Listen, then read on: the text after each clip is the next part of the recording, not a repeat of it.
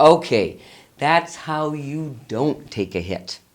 But that demonstration was inspired by a question I got this week. Before I get to that question though, I want to remind everybody to hit that YouTube subscribe button and notification bell because I try to upload new videos every Wednesday. Okay, here's the question I got.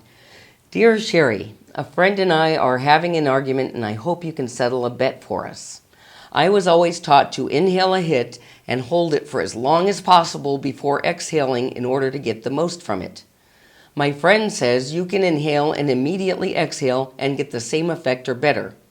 There's an 1/8 of top shelf writing on this. Who's right? Doug.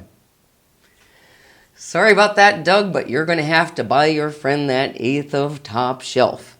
According to Dr. Sunil Agarwal, a cannabinoid integrative medicine specialist, THC is absorbed in the lungs within milliseconds. In other words, almost instantly.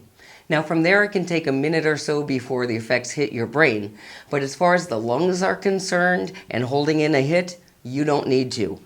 Inhale deeply and exhale immediately. Now why do I say inhale deeply? Well, there's an important reason for that, and that's because THC is absorbed in the lungs, but it's not absorbed in the mouth or the trachea. So you do want to make sure you get that smoke into your lungs, so inhale deeply and let it out. After that, you're only absorbing tar and carcinogens and things you don't need. So that's the best practices for taking a hit. Hope this helps.